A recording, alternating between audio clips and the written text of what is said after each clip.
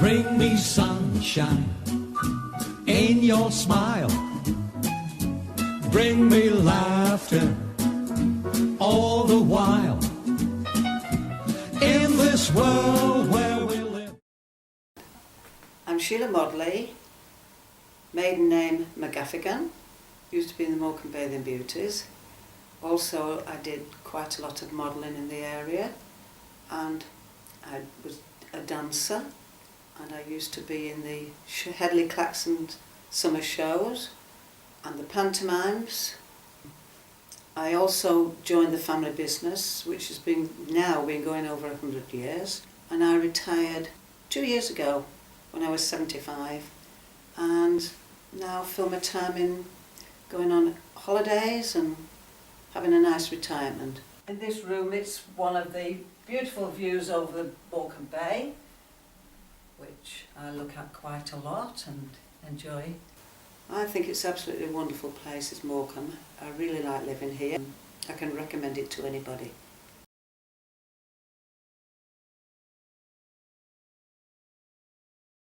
Okay. Hi, I'm Ellis. I'm Harley. I'm Katie. And we're at Haitian High School studying level 3 in beauty therapy. So which girl are you on this picture? That's me, number 5. I look very small there, but I'm down a step. So how did you get into beauty pageants and what inspired you to enter them? Well, it all started when I was very young. I had tuberculosis in my leg, and so the doctor suggested I took up dancing lessons. It gives you confidence and how to walk and stand. And when I got to about 17, I started going into all the beauty competitions, not the bathing beauty competitions, just the other competitions around Morecambe area and all over. And then I started in the bathing beauties. Why did you enter the Miss Morecambe? What did you think it would offer you any opportunities? Of course, yes, I started going in for Miss Morecambe. They had heats every week, and that helped me doing other things. Then I started modelling clothes in Morecambe area, Lancaster area for fashion houses. Everybody knew about Morecambe Bathing Beauties because it was the biggest one in the country. So people came from all over to enter it every week. All the models and all the shop assistants, they were from every walk of life. They asked each individual girl where they worked, what their hobbies were, what their statistics were, your size, like your bust, hips and waist, what they wanted to be in the future, just questions like that.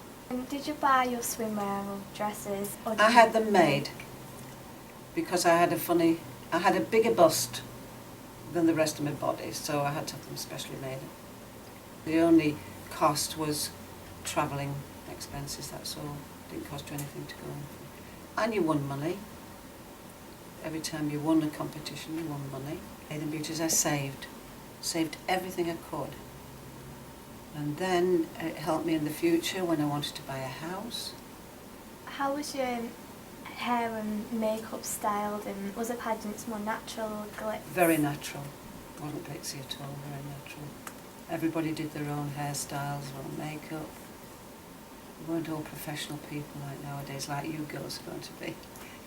We used to use sugar and water, comb it into your hair and then put your rollers in. We had rollers, not all these electric things nowadays.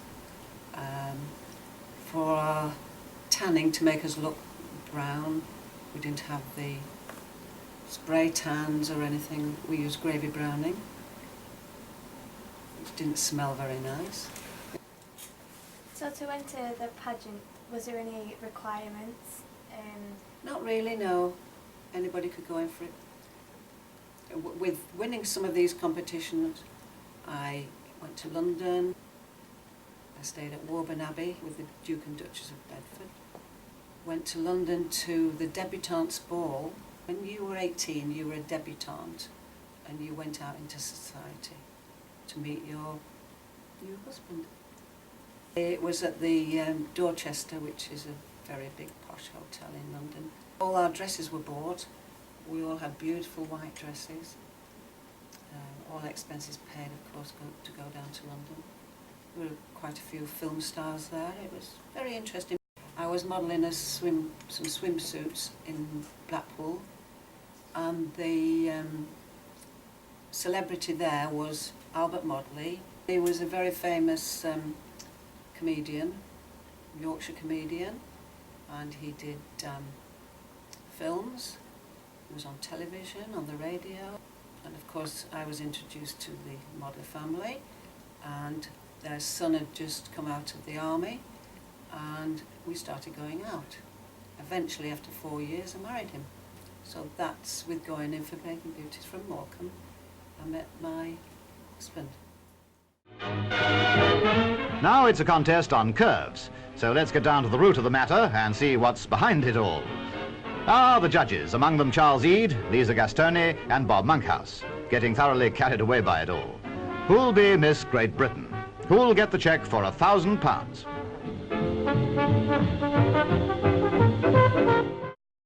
When, with winning all the competitions in Morecambe and around the area, people asked me to open garden fetes or judge competitions, so I did all sorts of things like that.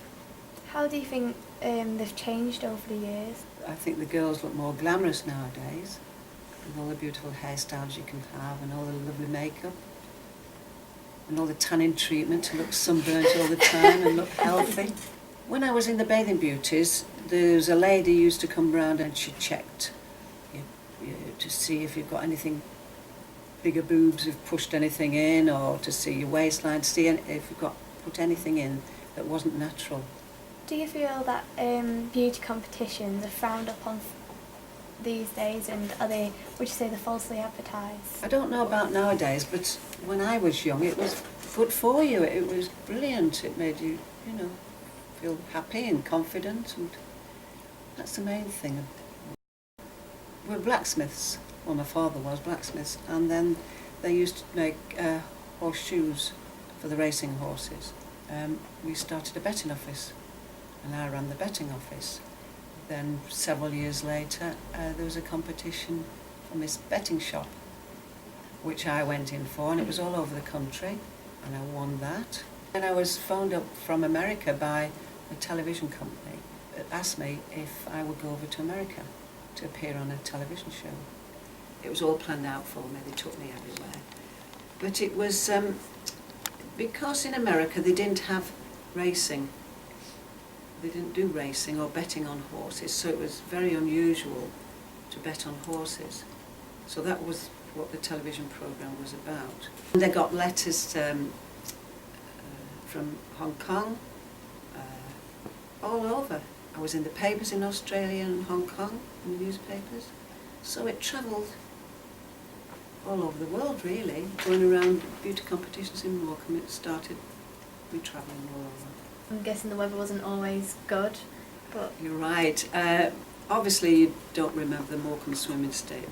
It was absolutely magnificent. It was large. There were thousands of people there watching the weekly competitions, and it was quite nerve-wracking walking around, everybody looking at you and passing comments. You could hear them as you were walking past. Sometimes it was blowing a gale. But if it rained, of course, we couldn't do it, and the people wouldn't be there if it was raining. So yes, I've had goose pimples and been very cold. But that was part of the game, the excitement. Very nerve-wracking. Can you imagine walking round on your own and all these people looking at you? Everybody knew each other because every week we went somewhere different. And we met all, we got to be friendly. Hello, you here again, and Yeah. What have you been doing? It was very, very nice. Lots of friends. No backbiting. All through my life, I exercised. I've got to stress this to young children. I exercised. No gyms or anything when I was young, so I used to exercise at home. Put my feet under the sideboard and try and lift myself up. And with doing ballet and things like that, I used to go to the sideboard, put my hand on the back ballet, and do all my exercises, belly exercises, which helps all your joints and your waist and your figure. I looked after what I ate. I didn't eat sugary things, all good food, so I did look after my figure, and I always do even now. In the morning you would sort of have your shower and then put all your gravy browning on and your hair, and then you would drive to wherever you were going. So you did have a sort of morning to prepare yourself, because you had to be ready when you got to the stadium. You had to be all ready, just to put your costume on, be searched, and then of course walk around, parade. So it was a full day. Would you say that your mum influenced and tried to get you to compete in the competition? I was never pushed, no. I just wanted to do it myself. Which in your life, you've got to choose to do things yourself. You can't have your mother and father behind you all the time, can you, pushing you. You've got to think for yourself, haven't you? You agree? Yeah.